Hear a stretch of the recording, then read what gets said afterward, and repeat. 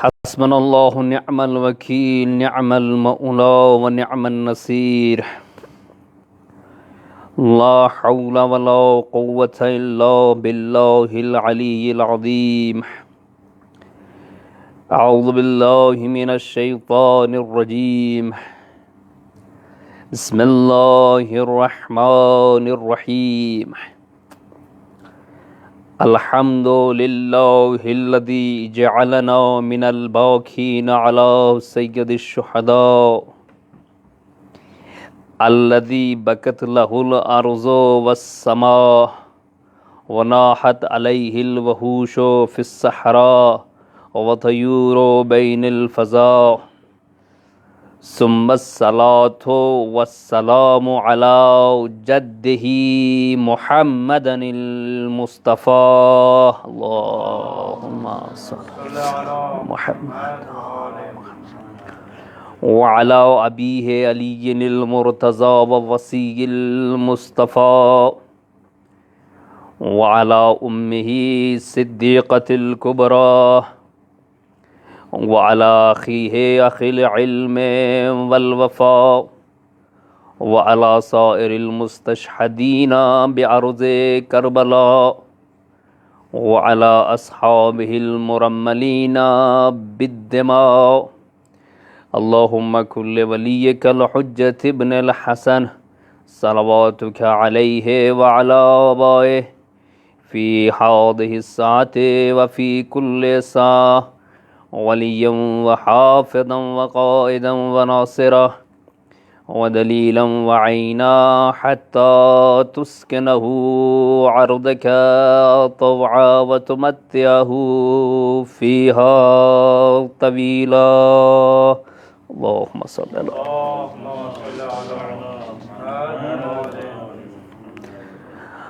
اما بعد فقد قال الرضا عليه السلام رحم اللہ عبدا احیا امرنا ایک صلوات بھیجئے محمد و آل محمد اللہم صلی علی محمد و آل محمد وعجل فرجهم عزاداران امام حسین علیہ السلام، علماء کرام، بہرحال آپ سبھی حضرات خطیب بھی ہیں، عالم بھی ہیں، ذاکر بھی ہیں، اور آپ کے سامنے کچھ عرض کرنا جو ہے وہ جسارت ہی ہے، لیکن یہ نعمت پروردگار ہے اور یہ لمحات جو ہے وہ اللہ کی طرف سے نعمت ہیں جو مجھ جیسے حقیر کے شامل حال ہوئے اور مجھے یہ توفیق ہوئی کہ میں اس بارگاہ میں حاضری دے سکوں۔ ماہ محرم کا پہلا عشرہ اپنے اختتام کو ہے۔ عزاداران امام حسین علیہ السلام جگہ جگہ 10 محرم کے پروگرام کے بعد اپنی عادی زندگی کے پروگراموں کے بارے میں سوچنا شروع ہو چکے ہیں کہ آج تک ہم مصروف تھے امام حسین علیہ السلام کو پرسہ دینے کے لیے، اور آج کے بعد ہم مصروف ہیں اپنی ذاتی زندگی میں۔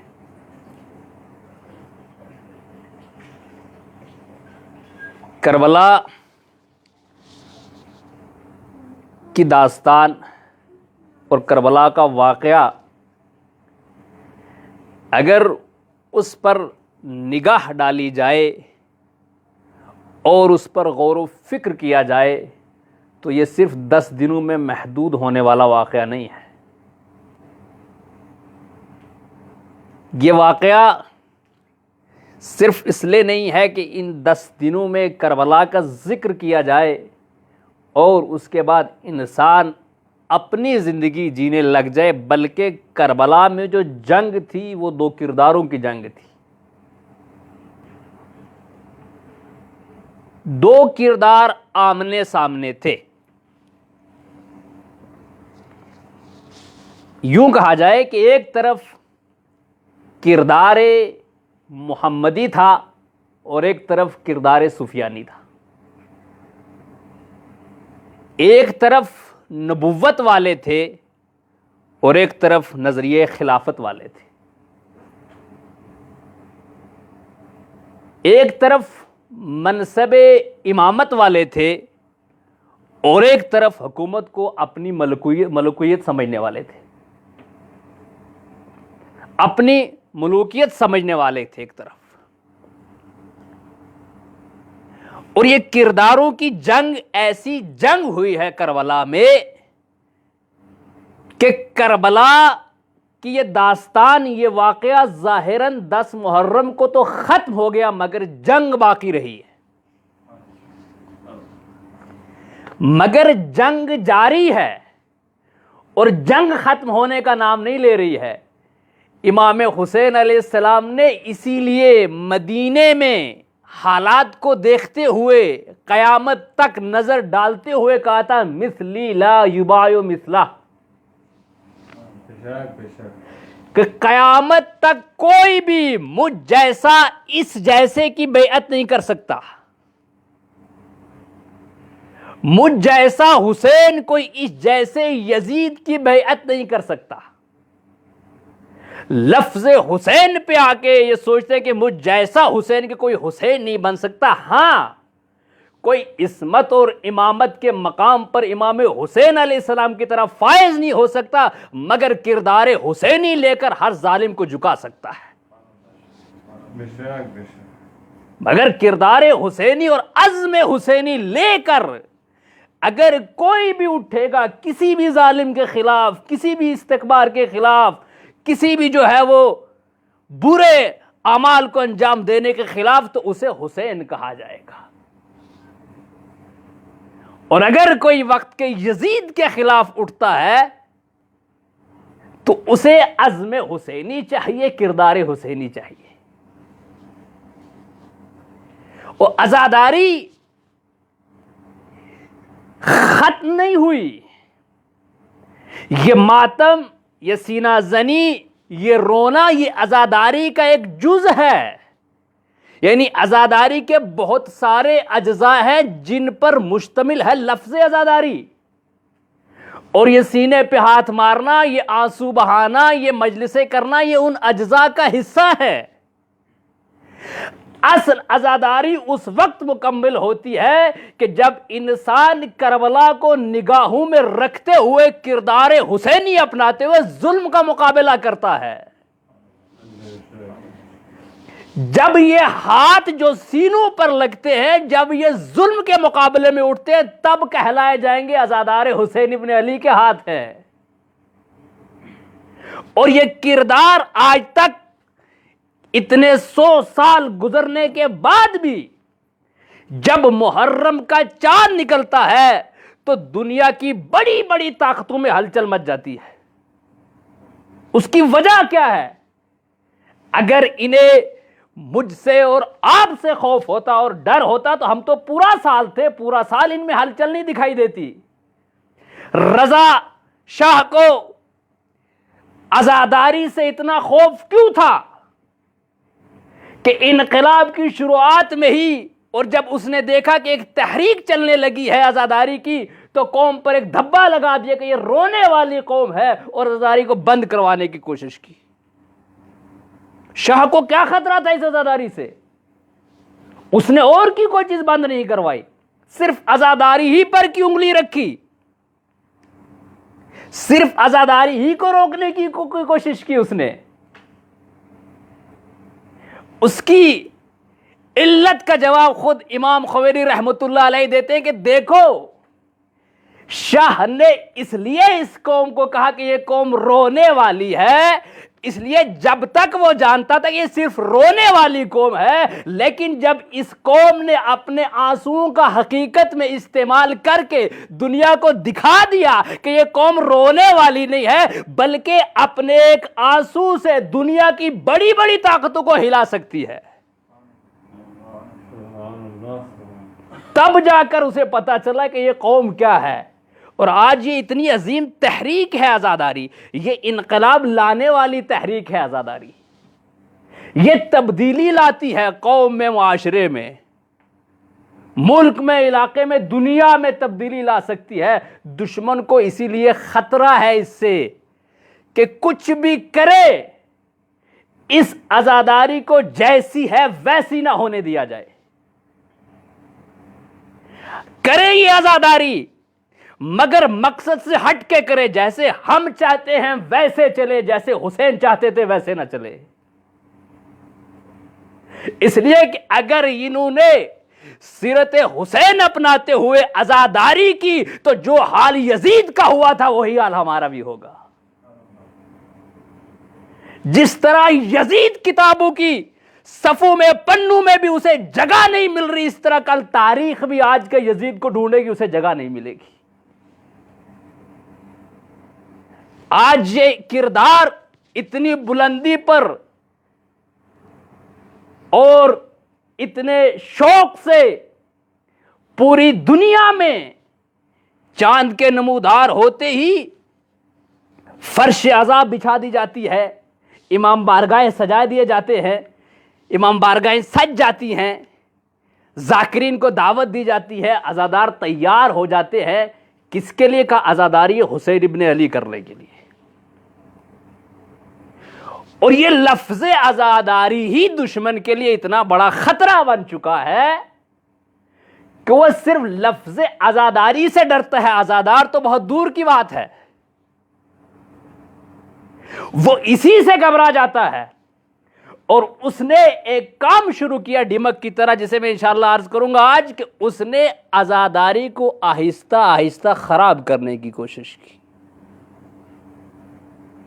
کہ جس چیز سے ہمیں خوف ہے ہم پوری قوم کا تو مقابلہ نہیں کر سکتے، اس لیے کہ یہ قوم اگر اکٹھا ہو جاتی ہے تو بڑی بڑی طاقتوں کو جھکنے پہ مجبور کر دیتی ہے۔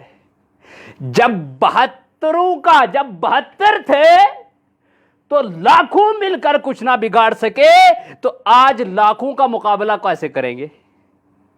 تو انہوں نے کیا کہ اس کا کچھ کرتے، انتظام کرتے کہ آہستہ آہستہ اس عزاداری کو اصلی ہدف سے نکال لو، جس سمت یہ جا رہی تھی اس سمت سے اس کو ہٹا دو۔ تو جس طرح مومنین کے مراتب ہوتے ہیں، اسی طرح عزاداران حسین ابن علی کے بھی کچھ مراتب ہیں۔ پہلے مرتبے کا عزادار، دوسرے مرتبے کا عزادار، تیسرے مرتبے کا عزادار اور چوتھی منزل کا عزادار۔ سیڑھی ہے عزاداروں کی بھی، سلسلہ ہے عزاداروں کا۔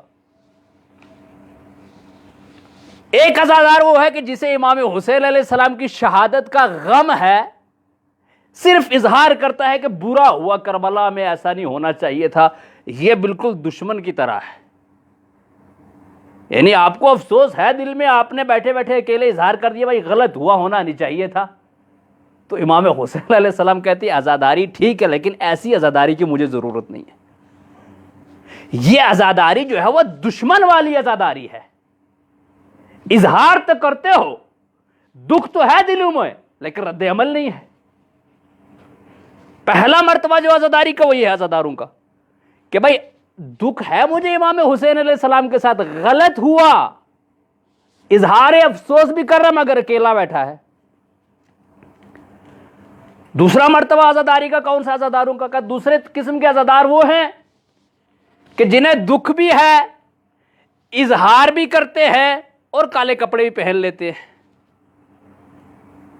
اور جو ہے وہ رہتے ہیں، کام میں شرکت کرتے ہیں۔ بھائی یہ ہے کہ یہ بھی عزادار ہیں۔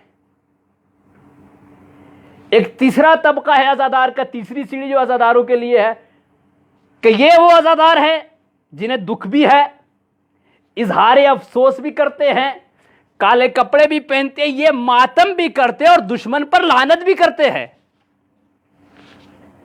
یہ ماتم بھی کرتے ہیں، دشمن پر لعنت بھی کرتے ہیں، لیکن ابھی بھی اس عزاداری کی بھی حسین کو ضرورت نہیں، کیونکہ ابھی بھی یہ طبقہ عزاداروں کا بھی احساسات سے کام لے رہا ہے، جذبے سے کام لے رہا ہے، معرفت ابھی نہیں آئی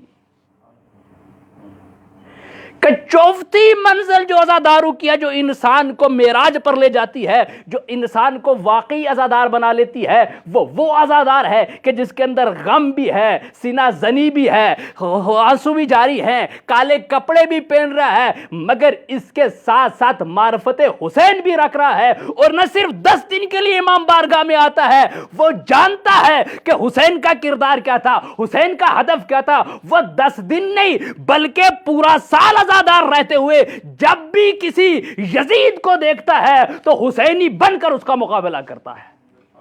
ایک صلوات بھیجئے محمد و آل محمد پر۔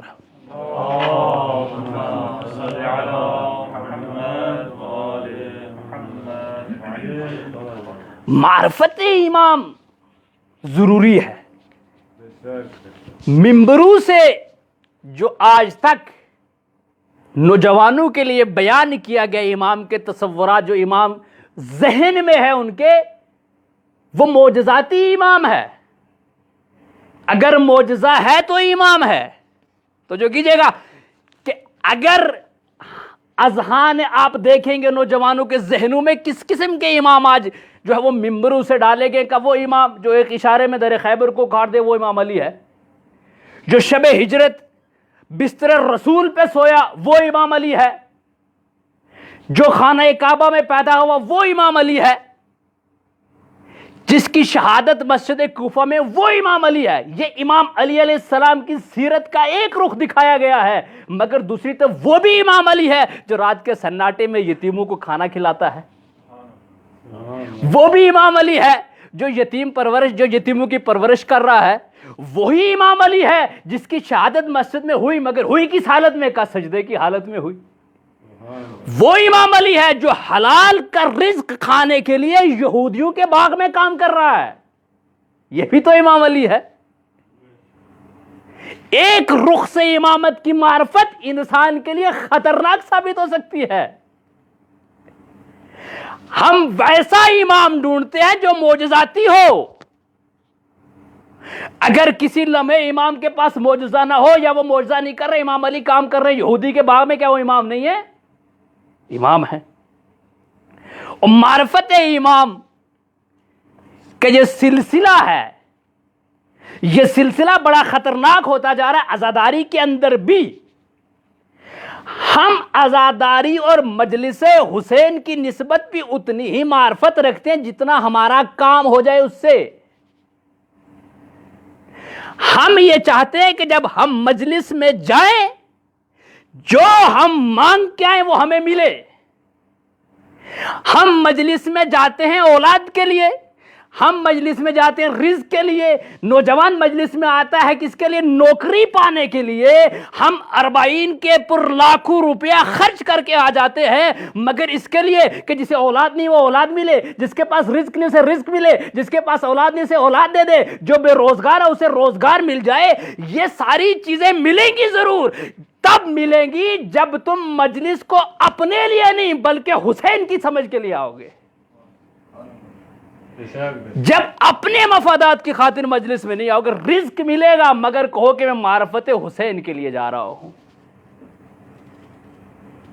یہ مجلس ہے، اور یہ آنسو ایسے آنسو نہیں ہے جو انسان کی آنکھوں سے نکل گئے اور بہہ گئے چلے گئے، نہیں، یہ آنسو منزل ہیں انسان کو امام تک لے جانے کی، یہ پل ہیں امام اور ہمارے درمیان میں، جو امام پردہ غیب میں ہے۔ آپ نے بہرحال واقعہ سنا عبد الکریم کفاش کا، کہ جو ہفتے میں ایک بار ضرور امام سے ملا کرتے تھے۔ تو اس سے کسی نے پوچھا کہ یہ بتاؤ عبد الکریم، ایسا کیا ہوا کہ تم امام سے ملنے لگے؟ تم تو کفاش ہو۔ بہرحال میں عرض کر دوں، جو حضرات دیکھ رہے ہیں، کفاش وہ ہے کہ جو روڈ کے کنارے بیٹھ کر لوگوں کے جوتوں کی پالش کرتا تھا اور سلائی کرتا تھا۔ آپ حضرات تو بہتر جانتے ہیں، اسے کفاش کہتے ہیں ایران میں۔ تو کہا میں نے ایک مرتبہ خواب میں اپنے امام، اپنے جد حضرت محمد مصطفیٰ صلی اللہ علیہ وسلم کو دیکھا۔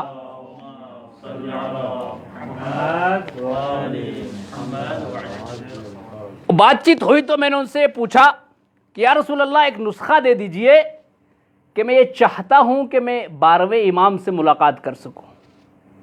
میں اپنے امام سے ملنا چاہتا ہوں، آپ کے 12ویں لال سے ملاقات کرنا چاہتا ہوں، امام مہدی کی مجھے اگر زیارت نصیب، کوئی ایسا نسخہ، کوئی راستہ. تو بیان کرتے ہیں کہ میں نے خواب میں جب رسول خدا صلی اللہ علیہ وآلہ وسلم سے یہ دریافت کیا تو انہوں نے جواب میں کہا کہ تم کچھ نہ کرنا مگر ایک کام کرنا، تو تمہیں امام مہدی خود ملنے آئیں گے، تمہیں جانے کی ضرورت نہیں، ڈھونڈنے کی ضرورت نہیں، وہ خود چل کے تمہارے پاس آئیں گے. کہ ایسا کیا کام کرو؟ کہ صرف میرے حسین پر گریا کرنا، صرف میرے حسین پر گریا کرنا. تو عبد الکریم کفاش کہتے ہیں کہ 1 سال تک جب بھی میں سو کے اٹھتا تھا، جب بھی میں جو کوئی نیک کام کر کے فارغ ہوتا تھا تو میں حسین پر بیٹھ کے گریا کرتا تھا. نماز کے بعد میں حسین پر گریا کرتا تھا، سو کے اٹھ کر میں حسین پر گریا کرتا، کار خیر کرتا تو حسین پر گریا کرتا.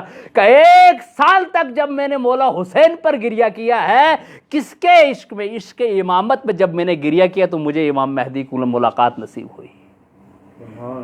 اور پھر وہی جملہ امام کا معروف ہے وہاں پر ملاقات میں کہ امام جب عبد الکریم کفاش سے پوچھتے ہیں کہ عبد الکریم کفاش، اگر میں تمہیں ہفتے میں 1 بار نہ ملوں تو تمہاری حالت کیا ہوگی؟ کہ مولا جس ہفتے آپ نہیں ملیں گے وہ ہفتہ میری زندگی کا آخری ہوگا. کہ یہی تڑپ تو مجھے تمہارے پاس لاتی ہے. تو یہ امام خمینی فرماتے کہ آنسو جب تک ہم یہ کہیں گے ہم روئیں گے امام حسین پر، تو امام حسین کو ہمارے آنسو کی قطعاً ضرورت نہیں ہے، نہیں امام حسین اس کے محتاج ہے. کہ آنسو کیوں؟ آنسو امام ہمارے آنسو کی اہمیت ہے کہ اس لیے اہمیت ہے کہ یہ پوری قوم کو ایک آواز کر کر ایک جگہ جمع کر دیتے ہیں، اس لیے اس کی اہمیت ہے. یہ آنسو جو آنکھ سے نکلتا ہے، اور انسان جب اتباع کرنے لگتا ہے معرفت کے ساتھ، امام کو جب پہچان لیتا ہے اور تب وہ عزاداری حسین ابن علی کرتا ہے تو اس کو وہ مقام ملتا ہے جس پر امام حسین اسے دیکھنا چاہتے ہیں، جس پر امام حسین اسے لانا چاہتے تھے. کربلا جا کر کیوں گئے امام حسین کربلا؟ کہ مجلس رہبر معظم کا ایک معروف جملہ ہے کہ اپنی مجلسوں کو کلاسوں میں بدل دو. یہاں پر آنے والا جوان جو 10 دن آپ کے ساتھ بیٹھتا ہے، جب وہ 10 دن کے بعد یہاں سے باہر نکلے اور جائے تو اسے معلوم ہونا چاہیے کہ کربلا کیوں کربلا ہوئی. ایسی کلاس تو اسے سبق پڑھاؤ کہ اسے معلوم ہونا چاہیے کہ غلط کیا تھا اور صحیح کیا تھا، اور کربلا کی ضرورت کیوں پڑی، امام حسین کیوں نکلے کربلا کے لیے. اور جب انسان اتباع کرتا ہے، جب اللہ کے بتائے ہوئے راستے پر چلنے لگتا ہے تو پروردگار اسے ایسی عنایات بخشتا ہے کہ جس کے بارے میں اس نے کبھی تصور بھی نہیں کیا ہوگا. سورہ نحل کی وہ بڑی معروف آیت ہے کہ جہاں پر پروردگار ایک چھوٹی سی مکھی سے خطاب کرتا ہے. چھوٹی سی مکھی ہے، ثم کلی من کل الثمرات فصلوں کی سبول ربک، کہ جاؤ اور جا کر پہاڑوں سے جہاں سے تمہیں چاہے پاک اور پاکیزہ خوشبو پھولدار میووں سے کھاؤ، اور اپنے بتائے ہوئے پروردگار کے راستے پر پیروی کرتے ہوئے جانا. ذرا توجہ چاہوں گا. یخرج، اور کیا ہے پھر کہتے ہیں یخرج من بطونہا شراب مختلف الوانہ، کہ اس کے بدن سے پھر ایک ایسا مایہ نکلتا ہے کہ جس کے مختلف رنگ ہیں. وَفِيهِ شِفَاءٌ لِلنَّاسِ، اور اللہ نے اس کے اندر لوگوں کے لیے شفا قرار دی ہے. پروردگار نے جہاں پر بھی قرآن مجید میں یہ کھانے پینے کی بات کیا کہ خالی کھانا پینا سونا جانا، کلو وشربو، ایسے نہیں، اس کے بعد ایک نہ ایک ذمہ داری دی ہے کہ یہ کام کرو، وعملوا الصالحات، کھاؤ بھی پیو بھی اور نیک عمل بھی کرو. اس سے کہا کہ تم کھاؤ جا کر وہاں پر، مگر ساتھ میں اپنے پروردگار کے بتائے ہوئے راستے کی پیروی کرتے ہو۔ جب تم اس منزل پہ پہنچو گی تو اللہ تمہارے بدن سے ایک ایسا مایا نکالے گا کہ جس کے ذریعے سے پوری دنیا کو شفا ملے گی۔ بس میں اتنا سا عرض کرنا چاہتا ہوں کہ پروردگار نے ایک حیوان کے بدن سے نکلنے والے مائع کے اندر شفا قرار دے کر دنیا کے لیے، انسانوں کے لیے ایک جو ہے وہ قانون قائم کر دیا کہ اگر ایک حیوان میرے بتائے ہوئے راستے پر میری پیروی کرتے ہوئے اپنی منزل تک جائے گا تو میں اس کے بدن میں شفا قرار دوں گا، اور اگر تو انسان جسے اشرف المخلوقات پیدا کیا ہے اگر میرے بتائے ہوئے راستے پر میرے سامنے جھکتا جائے گا، دنیا تو اسے جھکنا کہے گی، میں اسے بلندیاں کہتا جاؤں گا۔ ایک صلوات بھیجیے محمد و آل محمد پر۔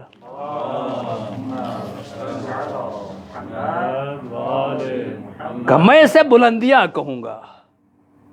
اور جب وہی بات آ جاتی ہے، اب بہرحال یہ ایک خطابی نقطہ ہے جو خطبہ شاید لگاتے ہیں، کہ جب اللہ نے ایک مکھی کے جس نے ذرا سی اطاعت کی پروردگار کی تو اس کے بدن سے نکلنے والے مائع کو دنیا کے لیے شفا قرار دیا، وَفِيهِ شَفَاءٌ لِلنَّاسِ، تو جس حسین نے اطاعت پروردگار میں اپنا پورا گھر قربان کر دیا، جب شہد شفا بن سکتا ہے تو کربلا کی خاک کھا کے شفا بن سکتی ہے۔ ایک صلوات بھیجیے محمد و آل محمد پر۔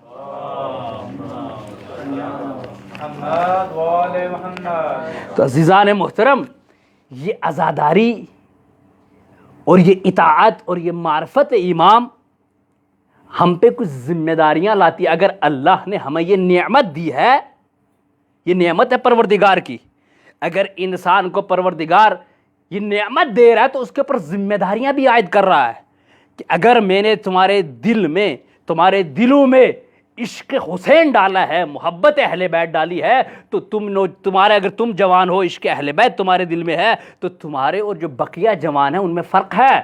ان کی وہ ذمہ داریاں نہیں ہیں جو تمہاری ہیں۔ جو ذمہ داریاں میں نے تم پر عائد کی شاید وہ ان پر نہ ہوں۔ یہ نعمت پروردگار ہے نا عزاداری۔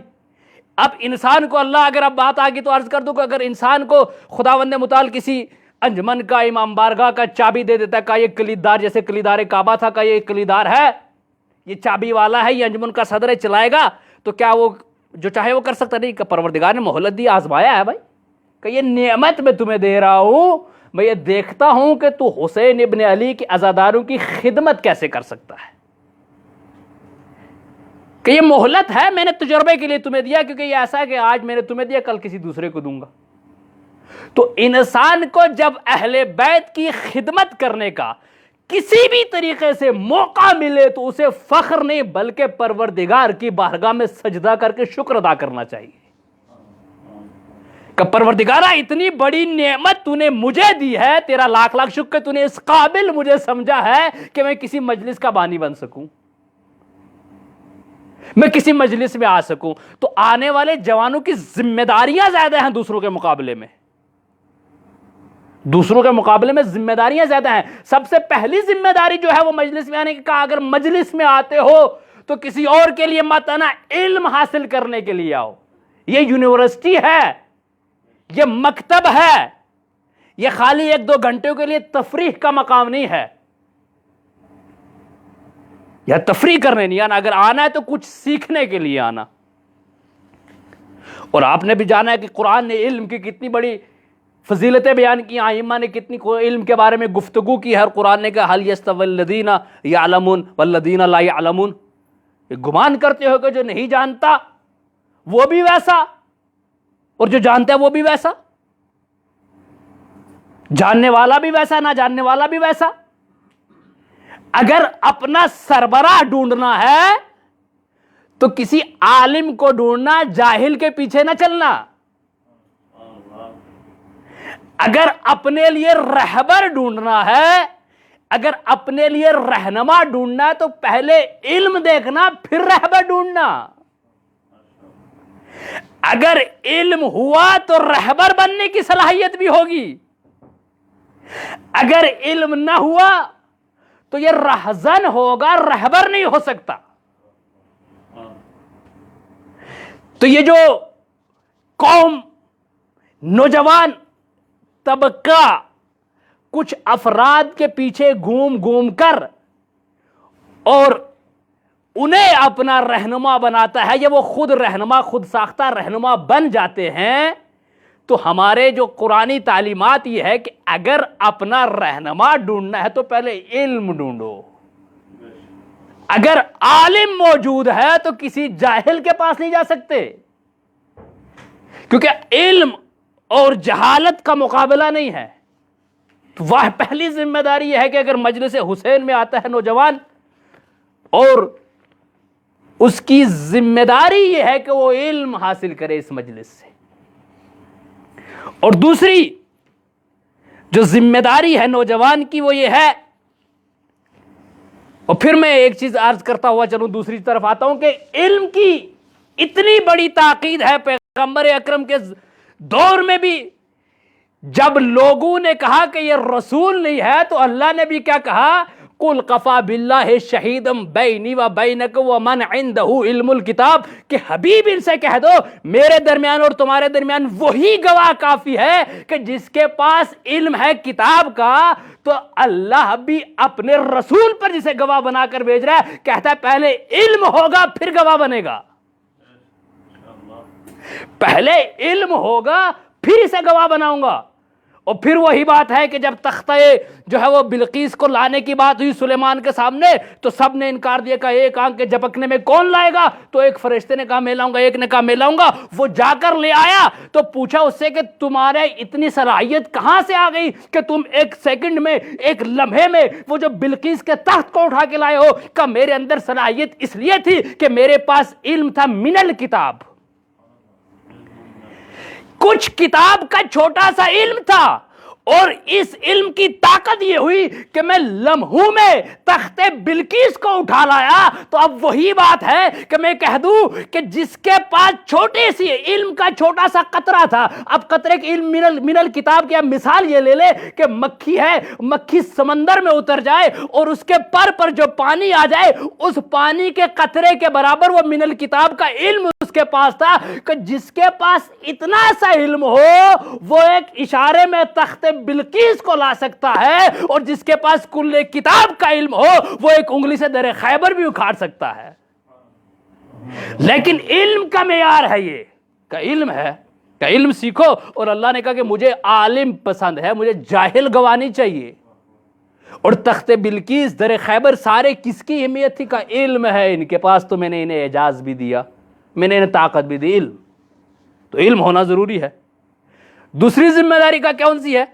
کہ دوسری ذمہ داری یہ ہے کہ جب تم مجلس میں آؤ تو اپنا اخلاق اچھا کر کے جانا، اپنے نفس پہ کنٹرول کر کے نکلنا. جیسے پہلے تھے ویسے نہ رہنا، جیسے مجلس سے پہلے تھے، آنے سے پہلے تھے. اگر ویسے ہی رہو گے تو مجلس سے حسین ہی نہیں. پھر وہ ایک تفریح والا ٹائم تھا، 2 گھنٹے آئے، گزارا اور چلے گئے. تہذیب نفس کرنا، نفس پر کنٹرول کرنا. نفس پر کنٹرول کرنا بھی ہمیں ائمہ نے سکھایا ہے. بھائی جس مولا علی کی شان اور فضیلت ہم اتنی بیان کرتے ہیں، وہی مولا علی نے اپنے کردار سے ہمیں سکھایا ہے کہ اچھا اخلاق کیا ہوتا ہے، نفس پر کنٹرول کیا ہوتا ہے. جب حکومت پہ آئے تو غنیمت کا مال بانٹنے لگے بیت المال سے، تو عرب اور عجب لائن میں تھے. تو مولا نے جو ہے وہ عدل پر تقسیم کرنا شروع کیا، کہ جیسے رسول کرتے تھے ویسا علی کریں گے. تو عرب نے جو ہے وہ اشکال کیا کہ یا علی یہ کیا کام ہے، آپ آج ہی حکومت پہ بیٹھے ہو، اس سے پہلے تو عرب کو زیادہ ملتا تھا، عجب کو جو وہ کم ملتا تھا، یہ برابری کیوں؟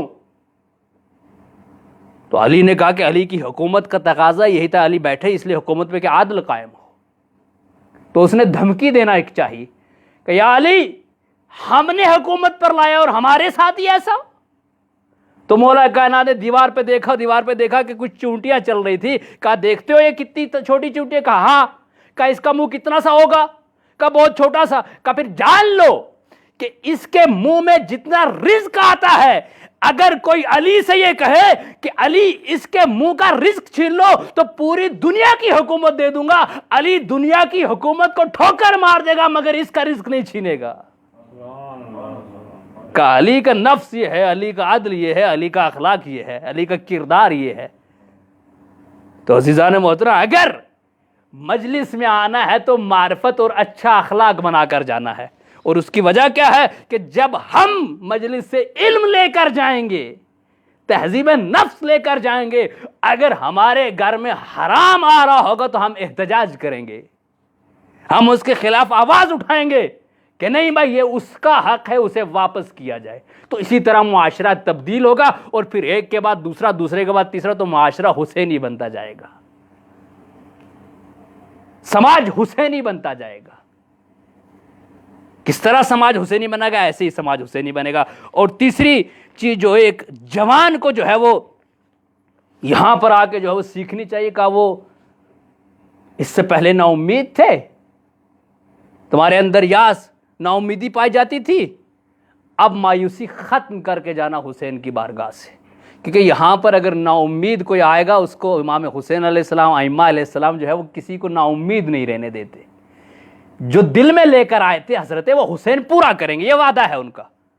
ابو بصیر بڑے معروف ہیں، آپ بھی جانتے ہیں، امام صادق علیہ السلام کے دور میں ایک مرتبہ حج پر جانے لگے. تو حج پر جانے سے پہلے انہوں نے علاقے کے جتنے لوگ تھے سب کو خدا حافظی کرنا چاہیے، سب سے خدا حافظی کی. ہر ایک کے گھر پہ گئے، دروازہ کھٹکھٹایا، کہا میں حج پہ جا رہا ہوں، اگر مجھ سے کوئی خطا ہوئی ہو تو معاف کر دینا. دوسرے کے گھر پہ گئے، اس کا کھٹکھٹایا، تیسرے پہ اس کے کھٹکھٹایا. ایک گھر پہ پہنچے جو سماج کا سب سے برا گھر تھا، معاشرے کی جتنی برائیاں تھی اسی گھر سے جنم لیتی تھی، یعنی یوں کہا جائے کہ برائیوں کا مجسمہ تھا وہ گھر. ہاتھ رکھا دروازہ کھٹکھٹانے کے لیے، تو ابو بصیر کے ذہن میں بات آ گئی کہ اس سے کیا اجازت لینا، اس سے میں کیا اجازت لوں، یہ تو خود ہی برائیوں کا مجسمہ گھر ہے. تو دروازہ نہیں کھٹکھٹایا، بغل والے گھر میں چلے گئے، اور اس کے بعد خدا حافظی کی، دوسرے دن حج کے لیے نکلے ہیں. اب جب دروازے کے، شہر کے دروازے تک سب لوگ خدا حافظ کرنے آئے، چھوڑنے ابو بصیر کو، تو ابو بصیر نے دیکھا کہ وہ شخص بھی ان میں موجود ہے کہ جس کے گھر میں نہیں گیا. وہ 2 قدم آگے بڑھا اور کہا ابو بصیر اچھا کیا تم نے جو دروازہ نہیں کھٹکھٹایا، اس لیے کہ میں اس قابل ہی نہیں تھا کہ تم مجھ سے گفتگو کرتے، تم مجھ سے گفتگو کرتے، مگر میں اس لیے تمہارے پاس آئے کہ تم جب مدینے جاؤ گے تو امام جعفر صادق علیہ السلام سے جب ملو گے تو پہلا تو انہیں میرا سلام کہنا، اور پھر ان سے میرے لیے ایک سوال پوچھنا کہ میں ایک گنہگار شخص ہوں، میں نا امید ہو چکا ہوں اپنی آخرت سے، کیا میری کوئی بخشش کا ذریعہ ہے کہ مجھے جنت مل سکتی ہے؟ ابو بصیر مکہ پہنچے، حج کیا، اس کے بعد آئے پیغمبر اکرم کی خدمت، امام جعفر صادق علیہ السلام کی خدمت میں بیٹھے ہیں، اور جو ہے وہ حالات بتانا شروع کیے علاقے کے. اس کے بعد جو ہے وہ جو ہدایہ وہاں سے لائے تھے وہ لا کے رکھ رہے ہیں. کہا مولا یہ فلاں شخص نے دیا، تو امام پوچھتے ہیں کچھ اور. پھر نکالا، کہا مولا یہ فلاں شخص نے دیا، کہا ابو بصیر کچھ اور. پھر نکالا، یہ دیا، کہا ابو بصیر کچھ اور. تو ابو بصیر بہرحال جانتے تھے اب ہمارے اندر بھی یہی مزاج ہے کہ جس کو ہم اہمیت نہیں دیتے اس کی بات کہاں یاد رکھتے ہیں. بھائی ہوگا کوئی چھوٹا موٹا بات کہہ دی، ختم بات. علاقے میں بھی یہی ہوتا ہے، کوئی بیچارہ غریب کہیں پھنس جائے تو اگر کسی بڑے کے پاس چلا جاتا ہے اسے غریب سمجھ کے دھتکار دیتا ہے کہ چھوڑو آیا کیا کہ چلا گیا ہے، اس کا کام کیا کرنا، یہ جانے اس کا کام جانے.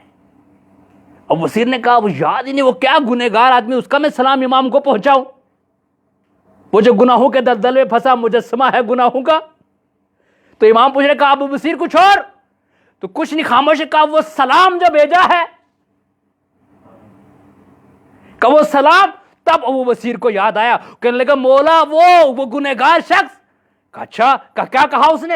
کہا اس نے آپ کو سلام کہا ہے اور بڑا نا امید تھا، اور آپ سے ایک سوال پوچھا ہے کہ میں گناہوں کا مجسمہ اگر مجھے کہا جائے تو کم ہے، لیکن کیا میری بخشش کا کوئی امید ہے، میری بخشش کی کوئی امید ہے، کیا مجھے جنت مل سکتی ہے؟ تو مولا مسکرائے، کہا ابو بصیر اب مدینے جب واپس جانا نا، آتے اس کے گھر تو نہیں گئے، مگر جب واپس جانا تو پہلے اس کے گھر جانا اور اسے کہنا کہ صادق آل محمد نے تمہیں سلام کہا ہے اور نسخہ یہ بتا دیا ہے کہ آج کے بعد تم ہماری اطاعت کرتے رہنا، جنت کی ذمہ داری میری ہے.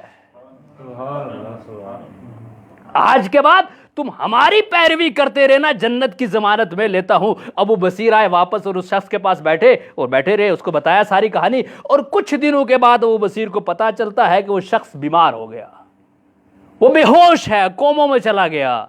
تو ابو بصیر اس کے پاس جاتے ہیں، گھر والے پریشان ہیں، کہا 6 مہینے سے نہ بول رہا ہے، کچھ نہیں بولتا، اپنے بس عبادات میں ہے، جسے کہا جائے اسے کو ہماری خبر ہی نہیں ہے، بے ہوشکی میں چل رہا ہے یہ۔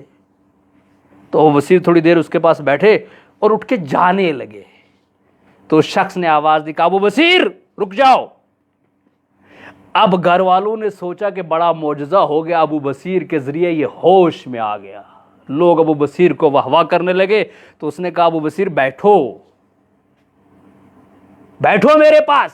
وہ بیٹھے ابو بصیر، تو کہا دیکھو 6 مہینے سے میں بے ہوش نہیں تھا، میں وہ کر رہا تھا جو امام صادق نے کہا تھا، میں ساری برائیوں کو چھوڑ کر ان کے بتائے ہوئے راستے پر عمل کر رہا تھا، اور اس پورے 6 مہینے میں عمل کرتا رہا، اور امام صادق مجھے جنت کی سیر کرواتے رہے، مجھے وہ جنت کی سیر کرواتے رہے ہیں۔ تو یہ واضح ہے کہ امام علیہ السلام کی بارگاہ میں انسان آئے تو نا امیدی کے ساتھ نہ آئے، بلکہ یہاں امید سے آئے، اور جو دل سے مانگے گا، شرط صرف اتنی ہے کہ مجلس میں آؤ مگر وعدہ کر کے نکلو کہ حسین اس کے بعد اطاعت ہماری طرف سے ہے اور جنت کی ضمانت تمہاری طرف سے ہے، تو جنت بھی ملے گی، اطاعت بھی ملے گی۔ تو یہ واضح ہے کہ عزاداری ایک ذریعہ ہے، ایک پل ہے وہاں پہنچنے کا، جس کے لیے امام حسین کربلا میں گئے تھے، جس کے لیے امام حسین علیہ السلام نے اتنا لمبا سفر کیا، اور جس کے لیے امام حسین علیہ السلام اپنے اہل و عیال کے ساتھ نکلے۔ تو عزیزان محترم، بزرگان قوم و ملت، کہ عزاداری ہے کیا؟ سب سے بڑا جو عزاداری کا اگر ہم فلسفہ عزاداری دیکھیں تو عزاداری ہے ظلم اور ستم کے خلاف آواز اٹھانے کا نام، عزاداری ہے انقلاب لانے کا نام۔ دنیا کے بڑے اگر آپ انقلاب دیکھیں، انقلاب جمہوریہ اسلامی ایران، تو اس کے بانی خود فرماتے ہیں کہ میرے جوانوں نے، میری قوم نے انقلاب کربلا سے لیا ہے۔ مہاتما گاندھی بھی یہ کہتے ہوئے نظر آتے ہیں کہ اگر میں نے قیام کیا تو امام حسین سے سیکھا تھا قیام کرنا، ظلم کے خلاف آواز اٹھانا۔ وہ تو حسینی نہیں ہے، مگر امام حسین کی سیرت متاثر تھے، انہیں معلوم ہے کہ اگر طاقت کے خلاف کامیاب ہونا ہے تو کربلا سے سیکھنا ہوگا، اگر طاقت کو جھکانا ہے تو کربلا سے سیکھنا ہوگا۔ امام خمینی نے کیا فرمایا کہ یہ انقلاب جمہوریہ اسلامی ایران جو ہے وہ کربلا کا مرہون منت ہے، اسی لیے فرماتے ہیں کہ اس محرم اور سفر کو زندہ رکھنا، اس کے سوا ہمارے پاس کچھ نہیں ہے، کہ سب سے بڑی جو دولت ہماری وہ یہ محرم اور سفر ہے، اور اگر یہ ہمارے ہاتھ سے چلا گیا تو ہمارے پاس کچھ نہیں بچے گا، ہماری ساری طاقت یہی ہے۔ اور انہوں نے کہا ہم نے کربلا کو الغو قرار دیا، اپنے لیے نمونہ قرار دیا، اور اس کے بعد آپ دیکھ لیں 8 سال کی جنگ میں جتنے لوگ بھی شہید ہوئے ہیں، شہداء کے آپ حالات زندگی پڑھیں تو ان کے اندر کیا جذبہ تھا؟ یہی جذبہ اصحاب حسین تھا، جو ان کے اندر تھا وہ ان کے اندر تھا، جو ان کے اندر تھا وہ ان کے اندر پایا جاتا تھا۔ اور پھر عزاداری جو ہے یہ ظلم کے خلاف ڈٹنے کا نام ہے نا۔ حزب اللہ لبنان کو کون نہیں جانتا بھائی؟ جس اسرائیل سے پورا عرب ڈرا ہوا تھا اور جس اسرائیل سے پورا عرب خوف زدہ تھا، حزب اللہ لبنان نے حسینی کردار اپناتے اس کے مقابلے میں ڈٹ گیا۔ آج اسرائیل سے سارے ڈر رہے ہیں، مگر اسرائیل سے جس سے اسرائیل ڈر رہا وہ حزب اللہ ہے۔ میں نے پہلے بھی عرض کیا وجہ ہے ڈرنے کی؟ صرف وجہ اتنی سی ہے کہ اسرائیل جانتا ہے کہ اس قوم کے اندر، اس چھوٹے سے گروہ کے اندر جو کردار ہے وہ کردار حسینی ہے، یہ کربلائی ہیں۔ جب 72 کا ہم مقابلہ نہ کر سکے تو ہزاروں کیا کریں گے۔ کردار اگر انسان حسینی اپنائے تو اسے جو ہے وہ دنیا کی کوئی طاقت نہیں گرا سکتی۔ اور عزاداری حزب اللہ نے اپنا کر دکھا دیا کہ عزاداری حریت پسندوں کے رجز کا نام ہے، اور عزاداری استکبار اور ظلم کے خلاف لشکر خدا کی فریاد کا نام ہے، کہ انسان عزاداری کرے اور قیامت تک یہ عزاداری باقی رہے گی۔ میں بات کو مختصر کرتے اتنا عرض کروں کہ عزاداری یا واقعہ کربلا ختم ہونے والا نہیں ہے، بلکہ عزاداری کا نام اگر اسے دوسرا دیا جائے تو انقلاب حسینی کا تداوم ہے، انقلاب حسینی کا سلسلہ عزاداری ہے۔ 10 محرم کو امام حسین شہید ہوئے تھے، انقلاب حسینی ختم نہیں ہوا تھا، اور یہ انقلاب حسینی آج تک۔ چلو، عزاداری میں 3 طرح کے افراد کی ذمہ داری ہے۔ اب میں اس بات پر آیا جس کے لیے میں نے اس حدیث کو سرنامہ کلام قرار دیا تھا کہ رحم اللہ عبدن احیا امرنا، کہ خدا رحمت کرے اس شخص پر کہ جو ہمارے امر کو زندہ کرتا ہے، ہمارے امر کو، ہماری تعلیمات کو، ہمارا علم سیکھتا ہے، دوسروں کو سکھاتا ہے۔ تو عزاداری میں 3 طرح کے لوگ حصے دار ہیں۔ ایک وہ جو ممبر پہ بیٹھتا ہے، ممبر پہ بیٹھنے والے کی ذمہ داری سب سے زیادہ ہوتی ہے۔ انسان یہ سوچتا ہے کہ میں بڑے مجمع میں گفتگو کر کے کامیاب ہو جاتا ہوں، مگر جتنا مجمع بڑا ہوتا ہے اتنی ذمہ داری سنگین ہوتی جاتی ہے۔ کل قیامت کے دن پروردگار روکے گا، کہا رکو، ابھی سجاد صاحب نے 2 دن گفتگو کا، رکو، یہ بتاؤ یہ جو 100 بندے تھے، 1 گھنٹہ تم نے مجلس پڑھی، ان کا 100 گھنٹوں کا حساب دے کے جاؤ، تم نے دیا کیا ان 100 گھنٹوں میں، کہ ان کا حساب دے کے جاؤ۔ تو جتنا مجمع زیادہ ہوگا اتنی ذمہ داری زیادہ سنگین ہوگی۔ اور دوسرا وہ جو مجلس کرواتا ہے، کہ تم تو جانتے تھے نا یہ جو ممبر پہ آئے گا یہ احیا نہیں کرے گا بلکہ خراب کرے گا، تم نے بلایا کیوں؟ تم بھی تو جواب دے کے جاؤ۔ تم اپنی شہرت چاہتے تھے یا امام حسین کی شہرت چاہتے تھے؟ تم نے جو مجلس کروائی اس کے ذریعے پیغام کربلا پہنچانا چاہتے تھے یا اپنی بات رکھنا چاہتے تھے؟ تم نے جو مجلس کروائی، تم رائج سکے کی طرف جا رہے تھے، جو رائج تھا اس دور میں، تم یہ چاہتے تھے کہ مجلس سے میری واہ واہ ہو، یا تم یہ چاہتے تھے کہ مجلس سے کردار حسینی کی واہ واہ ہو؟ تم بتاؤ تم نے مجلس کیوں رکھی؟ کہ میں نے اس لیے رکھی۔ تو اب پھر وہی سوال ہوگا، میں اپنے لفظوں میں کہہ دوں کہ سوال یہ ضرور ہوگا کہ تم ہمیں یہ بتاؤ، تم نے مجلس قوم کو متحد کرنے کے لیے رکھی تھی یا انتشار پھیلانے کے لیے رکھی تھی؟ کہ یہ تو بتاؤ مجلسیں کیوں تھی؟ عشرے پہ عشرہ کیوں کروا رہے تھے؟ حسین سے محبت تھی یا اپنے مقام اور جاہ کی طلب تھی؟ اگر اپنے مقام کے لیے کروایا تو 100 گھنٹے نہیں، اب 200 گھنٹوں کا حساب دے کے جاؤ جو تم نے بلائے تھے۔ اس ذاکر کا بھی حساب دو جو 1 گھنٹہ بیٹھا تھا، جس کا گلا خشک ہوا، اس سے کیا ہوا؟ اگر اپنے لیے کر رہے تھے تو یہ سارا حساب دینا ہوگا۔ اور تیسرے وہ گروہ ہیں جو ہیں عزادار، تو اس سے بھی کہے گا نا خدا رکو، تم کیوں خوش ہو رہے ہو؟ تم تو امام حسین کی مجلس میں گئے تھے، جنت کی سرٹیفکیٹ بھی لے کے چلے، مگر ادھر بیٹھو، پہلے اپنا حساب دو۔ تمہیں جب معلوم تھا کہ یہ مجلس اختلاف کے لیے ہے، یہ مجلس قوم کو بانٹنے کے لیے ہے، اس مجلس میں ممبر پر بیٹھنے والے کے اندر صلاحیت نہیں ہے کہ وہ مقصد حسین کو بیان کر سکے، وہ گمراہ کرنے والا تھا، تو تم گئے ہی کیوں؟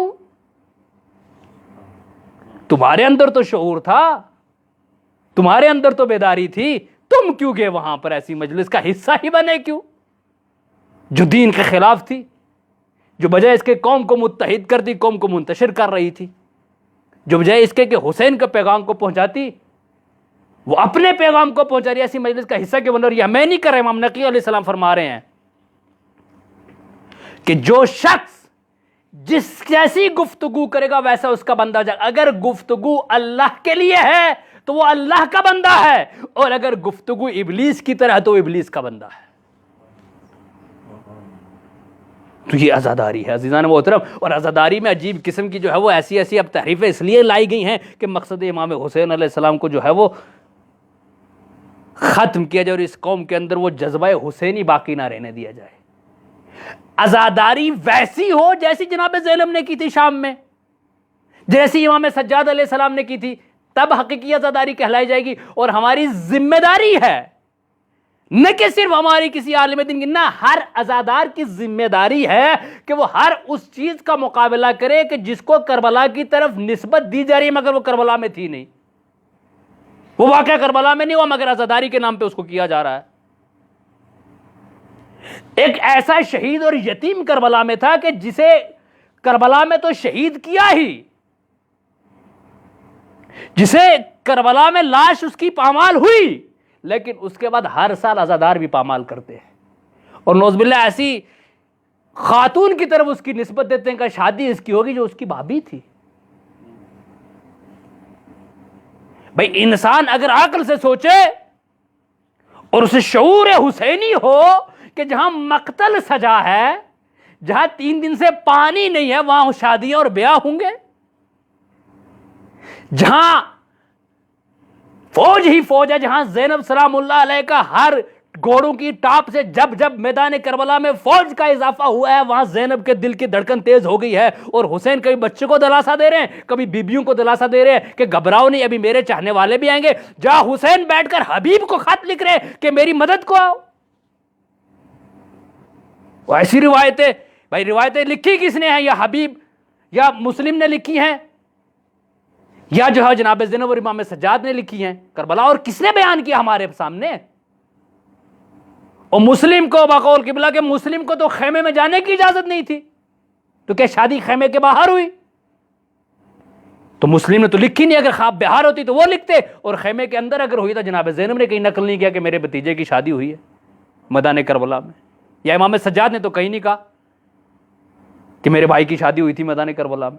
تو افسوس تو یہ ہے, چلے شادی میں ہم کہتے ہیں علماء کا اختلاف ہے, مگر 7 محرم کو مہندی سجا کر لگانا کس شریعت کا ہے, کس عزاداری کا حصہ ہے؟ کس عزادار نے یا کس عزاداری اور کس حسین علیہ السلام کے کس عزادار نے ہمیں یہ سکھایا ہے کہ جہاں 7 محرم امام حسین پر پانی بند ہو جائے وہاں جناب قاسم کے نام پر مہندی لگا کے رنگ چڑھائے جائیں ہاتھوں پر؟ یہ عزاداری ہے یا وہ عزاداری ہے؟ نہیں بھائی, شرع عام جو ہے وہ ننگے ہو کر خوب پیٹو, جتنا خون ہے اتنا بہا کر امام حسین کو راضی کر لو. نہ نماز کا پتہ, نہ روزے کا پتہ, نہ کچھ کا پتہ, نجس خود بھی ہیں دوسروں کو بھی نجس کر کے گھر بھیج رہے ہیں. یہ عزاداری ہے. امام حسین علیہ السلام نے میدان کربلا میں اپنا خون دیا اسلام کو بچانے کے لیے, اور عزادار آج روڈ پہ اپنا خون بہا رہے اسلام کو بدنام کرنے کے لیے. یہ عزاداری نہیں ہے. تو عزاداری ہمیں درس دیتی ہے کربلا کا. عزاداری ہمیں کس لیے یہ عزاداری ہے؟ عزاداری اس لیے ہے کہ تم کربلا سے سیکھ کر اسلام کے محافظ بن سکو, اسلام کی زینت بن سکو, اسلام کو بدنام کرنے کا سبب نہ بنو. مقصد حسین کو اگر زندہ کرنا ہے تو عزادار حسین بننا پڑے گا, اور اگر عزادار حسین بننا ہے تو معرفت حسین لینی ہوگی, تب عزادار حسین بنیں گے. بہت لمبی گفتگو کی میں نے, بہرحال امام حسین علیہ السلام نے میدان کربلا کو جو رخ کیا ہے وہ جانتے تھے. وہ آپ نے سنا جناب قاسم کی شہادت کے دن کہ مولا نے فرمایا, امام جناب قاسم فرما رہے ہیں کہ مولا میرا نام فہرست میں نہیں ہے. تو مولا نے فرمایا کہ بیٹا گھبراؤ نہیں, تمہارا نام تو کیا, علی اصغر کا نام بھی شہداء میں ہے. تو جناب قاسم تڑپ گئے کہ کیا مولا یزیدیوں کی اتنی ہمت ہو جائے کہ وہ خیام میں آئیں گے؟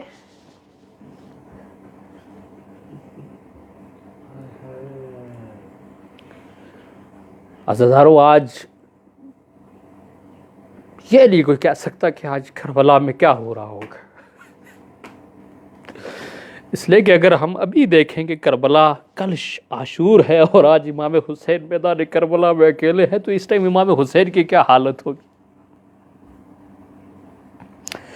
جہاں جانتے ہیں کہ صرف ایک رات بچی ہے، یہ صحابی ہے، یہ انصار ہے، یہ میری بہن ہے، اور کل اس وقت میری بہن کی چادر نہیں ہوگی، اس کے ہاتھوں پہ رسیاں ہوں گی، میری سکینہ کو تمانچے لگ رہے ہوں گے، میری ان خیموں میں آگ لگی ہوگی، تو امام حسین اس وقت کیا کر رہے ہوں گے میدان کربلا میں؟ انسان اتنا ہی تصور کرے تو اس کی آنکھ سے آنسو جاری ہو جائیں گے کہ میں قربان ہو جاؤں غربت حسین کے۔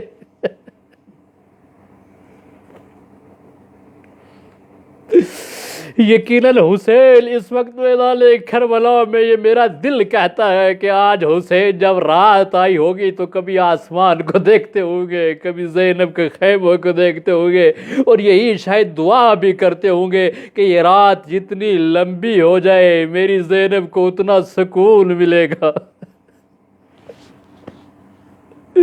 مجھے یقین ہے اس بات کا کہ اس رات کو امام حسین علیہ السلام کبھی علی اصغر کے پاس آتے ہوں گے، کبھی علی اکبر کے پاس آتے ہوں گے، کہتے ہوں گے میں اپنے ان بچوں کو جی بھر کے دیکھ تو لوں، یہ آخری رات کے مہمان ہیں۔ عزیزان محترم، اگر ایک 6 مہینے کا بچہ ہو اور ابھی آپ صاحب اولاد ہے، اللہ نے ہم سب کو اولاد دی ہے، اور اگر کسی کو اولاد نہیں دی تو میری دعا ہے کہ پروردگار آج کی شب کے صدقے میں اسے صاحب اولاد کر دے۔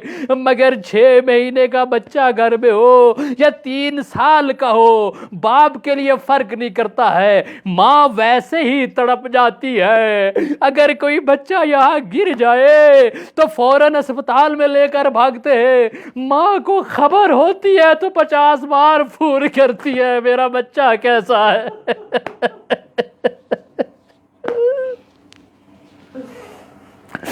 تصور کیجئے گا، تو باپ حوصلہ دیتا ہے کہ گھبراؤ نہیں، ٹھیک ہے۔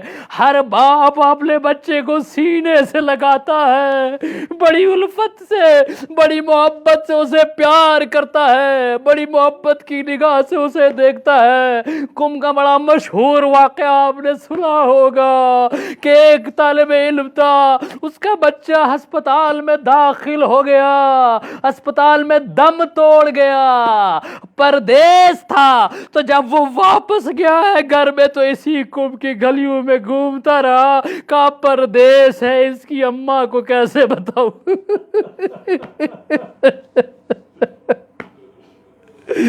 اجرکم عند اللہ، اللہ آپ کو کسی غم میں نہ رلائے۔ یہ واقعہ سنا تو مجھے حسین کی وہ روایت یاد آ گئی کربلا کی، کیسی اصغر کو لے کر 3 مرتبہ خیمے میں آئے ہیں، پیچھے چلے گئے، نگاہ ڈالی ہوگی، اب میں کیسے رباب کو بتاؤں گا، اب میں کیسے زینب کو بتاؤں گا، اب میں کیسے ام لیلا کو بتاؤں گا۔ اصغر نہ رہا، کوئی تو ہوتا جو حسین کو سہارا دیتا۔ اے حسین گھبراؤ نہیں، بچہ ہمارے حوالے کرو، بیبیوں کو تسلی دو، مگر ہائے رے غربت حسین، تنہا حسین میدان کربلا میں کھڑے ہیں، کبھی دائیں دیکھا ہوگا، کبھی بائیں دیکھا ہوگا، نہ عباس نظر آئے نہ علی اکبر نظر آئے۔ عزیزان محترم، جب آپ نے روایتیں سنی ہے اور آپ نے حرملہ کا وہ آخری جملے بھی سنے ہیں جب مختار سے کہتا ہے کہ مجھے مارنے تو لگے ہو مگر پہلے سن تو لو میں نے حسین کے ساتھ کیا کیا ہے۔ کہ میں نے حسین کے ساتھ وہ کیا جو کسی نے نہ کیا۔